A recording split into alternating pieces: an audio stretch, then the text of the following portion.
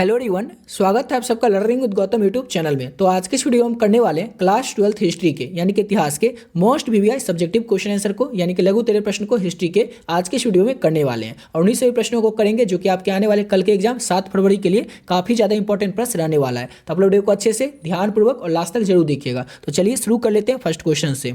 और पहला क्वेश्चन है हमारा, मंगल पांडे का संक्षिप्त में परिचय दे। मंगल पांडे को आप लोग जानते होंगे, लेकिन उनका संक्षिप्त में परिचय देना होगा। एग्जाम में अगर क्वेश्चन पूछा जाएगा तो किस तरह से आपको लिखना है वो आपको बता देते हैं। तो मंगल पांडे का संक्षिप्त में परिचय इस तरह से देना है कि मंगल पांडे जो थे ये थे क्या, तो स्वतंत्रता सेनानी थे। मंगल पांडे स्वतंत्रता सेनानी थे। 1857 में भारत का जो प्रथम यानी कि पहला स्वाधीनता संग्राम था उसमें इन्होंने अपना महत्वपूर्ण भूमिका निभाया था। किसने, तो मंगल पांडे ने। उन्होंने यानी कि मंगल पांडे ने अपने बटालियन के खिलाफ ही बगावत कर दिया था। और मंगल पांडे ने चर्बी वाला जो कारतूस होता था उसको मुंह से खोलने से मना कर दिया था, जिस वजह से उन्हें गिरफ्तार कर लिया गया था। और 8 अप्रैल 1857 को उन्हें फांसी की सजा दे दी गई थी। तो समझ गए आप लोग कि मंगल पांडे थे कौन, तो मंगल पांडे जो थे स्वतंत्रता सेनानी थे, जिन्होंने कि 1857 का जो प्रथम पहला स्वाधीनता संग्राम हुआ था उसमें उन्होंने अपनी महत्वपूर्ण भूमिका निभाई थी, यानी कि अपनी भूमिका निभाई थी। और उन्हें अपने बटालियन के खिलाफ उन्हें उनका जो जिस बटालियन में वो काम कर रहे थे उसी बटालियन में वो क्या कर लिए थे, बगावत कर दिए थे। बगावत क्यों कर दिए गए थे, क्योंकि उनको चर्बी वाला कारतूस जो होता था, चर्बी वाला कारतूस जो कि गाय के चर्बी से बनता था, उस कारतूस को उनको मुंह से खोलने के लिए कहा गया था।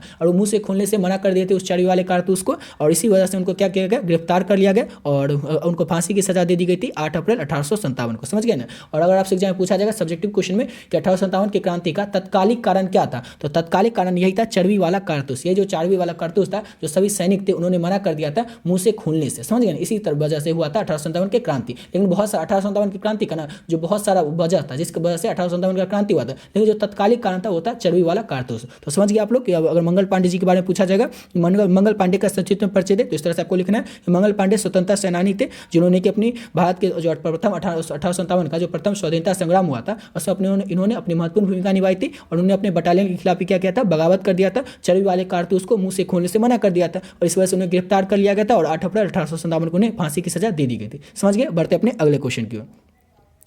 अगला क्वेश्चन हमारा, सिविल लाइंस की क्या विशेषता थी। सिविल लाइंस जो था इसका क्या विशेषता था, तो सिविल लाइंस जो था इसका सिविल लाइंस का नाम ब्रिटिश राज के समय से ही आता है। जब सर्वप्रथम यानी कि सबसे पहले दिल्ली में ब्रिटिश सैन्य और नागरिक इमारतों को अलग अलग क्षेत्रों में संगठित किया गया था। जिन क्षेत्रों में नागरिक रहते थे उन्हें सिविल लाइंस के रूप में सीमांकित किया गया था, यानी कि नाम दिया गया था। सिंपल सा क्वेश्चन है कि सिविल लाइंस की क्या विशेषता थी, तो सिविल लाइंस का जो नाम है ये ब्रिटिश राज के समय आता है। ये सिविल लाइंस जो वर्ड आता है ये किस समय से आता है, तो जिस समय ब्रिटिश हमारे ऊपर राज कर रहे थे, हमारे देश पर राज कर रहे थे, उसी समय का से ये वर्ड आता है कि सिविल लाइंस नाम जो है उसका नाम आता है ब्रिटिश राज के समय से ही। जब सर्वप्रथम यानी कि जब सबसे पहले दिल्ली में ब्रिटिश सैन्य और नागरिक इमारतों को अलग अलग क्षेत्रों में संगठित किया गया था। सबसे पहले क्या होता है, दिल्ली में ब्रिटिश सैन्य जो थे और नागरिक इमारत जो थे, लोगों सबका जो इमारत था, घर था, उसको अलग अलग क्षेत्रों में क्या किया गया, संगठित किया गया था। जिस क्षेत्र में नागरिक रहते थे, जिस क्षेत्र में लोग रहते थे, उन्हें क्या किया, सिविल लाइंस के रूप में नामांकित किया। जैसे किसी का नाम होता है ना कुछ भी, वैसे जो जिस क्षेत्र में लोग रहते थे, नागरिक रहते थे, उसका नाम दिया गया था सिविल लाइंस। समझ गए आप लोग।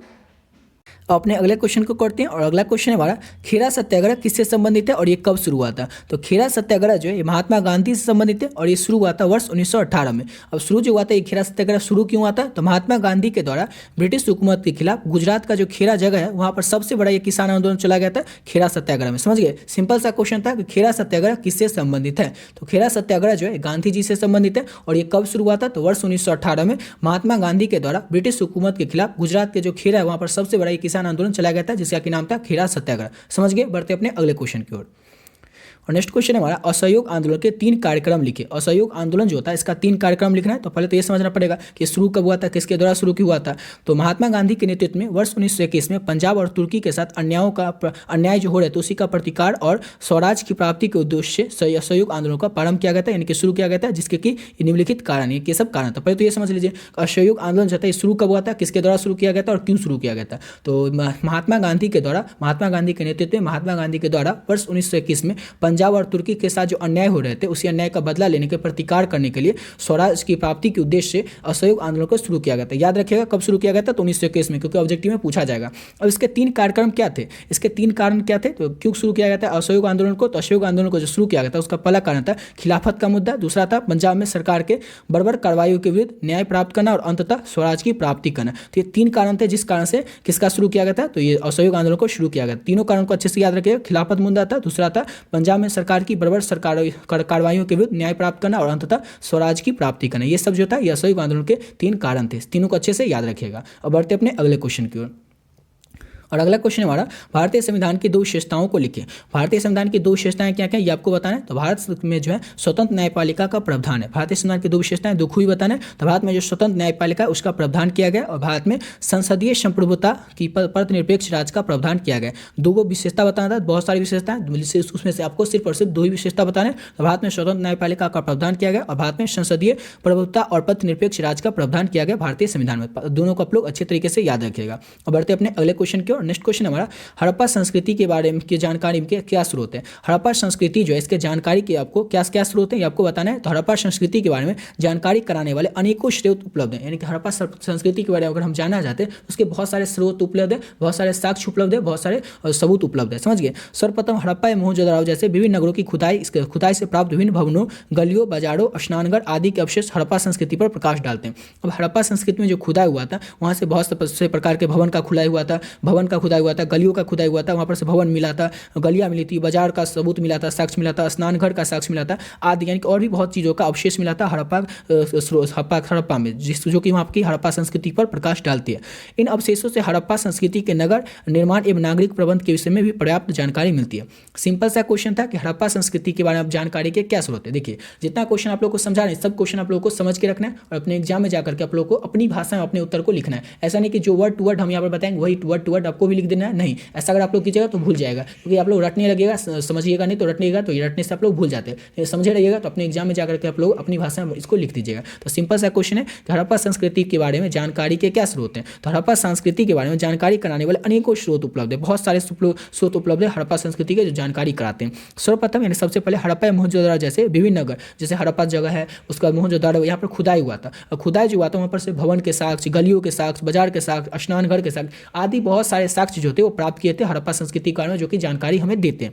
इन अवशेषों से, ये जब साक्ष्य जो प्राप्त हुआ था इन अवशेषों से, इन साक्ष्य से हड़प्पा संस्कृति के नगर निर्माण उस समय का हड़प्पा हड़प्पावासी जो रहते होंगे, हड़प्पा सभ्यता के जो लोग थे उस समय का नगर निर्माण किस तरह का था, या नागरिक प्रबंध किस तरह का था, नागरिक किस तरह से रहते थे, इस सब के विषय में हमें पर्याप्त जानकारी मिलती है। जो खुदाई हुआ था इस संस्कृति इसके बाद इससे, ठीक है, ये जो खुदाई हुआ था हड़प्पा में और मोहनजोदड़ो में, इससे हमें पर्याप्त जानकारी मिलती है। समझ गए। बढ़ते अपने अगले क्वेश्चन की ओर। और अगला क्वेश्चन हमारा, मोहनजोदड़ो सार्वजनिक स्नानघर के विषय में लिखिए। मोहनजोदड़ो में जो सार्वजनिक स्नानघर था उसके विषय के बारे में आप लिखिए, या फिर क्वेश्चन ये सेम आपसे पूछा जाएगा कि मोहनजोदड़ो के सार्वजनिक स्नानघर के बारे में संक्षिप्त में परिचय दें। समझ गए।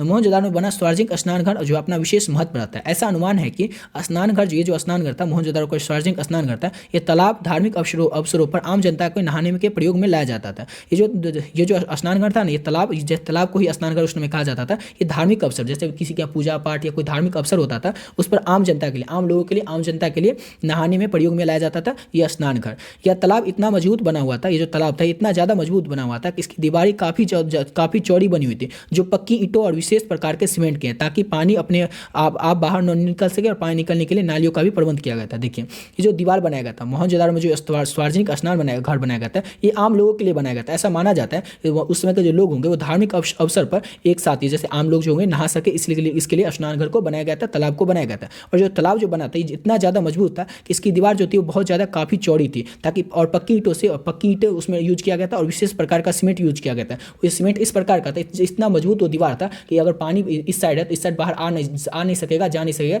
इतना ज़्यादा मजबूत वो दीवार था। समझ गया। और पानी जो जैसे लोग नहाते थे तो गंदे पानी को निकलने का रास्ता भी होना चाहिए, तो गंदे पानी को निकलने के लिए विशेष नाली का भी प्रबंध किया गया था। कहाँ पे? तो मोहनजोदड़ो में। समझ गए आप लोग। इतना इस सबको आप लोग अच्छे तरीके से याद रखिएगा और सबको आप लोग को आंसर सिर्फ समझना है और अपने एग्जाम में जाकर के अपने उत्तर को अपनी भाषा में बना करके लिखना है। इसी के साथ वीडियो पे कंप्लीट करते हैं। आशा करता हूँ आप लोग को वीडियो अच्छा लगा होगा। मिलते हैं नेक्स्ट वीडियो में, नए वीडियो के साथ, जिसमें की करेंगे हिस्ट्री के और भी सब्जेक्टिव क्वेश्चन, जिसमें कि लघुत्तरीय कुछ क्वेश्चन बच गया और उसको भी करवा देंगे और फिर करेंगे दीर्घोत्तरीय प्रश्नोत्तर को। ठीक है, तो मिलते हैं नेक्स्ट वीडियो में नए वीडियो के साथ।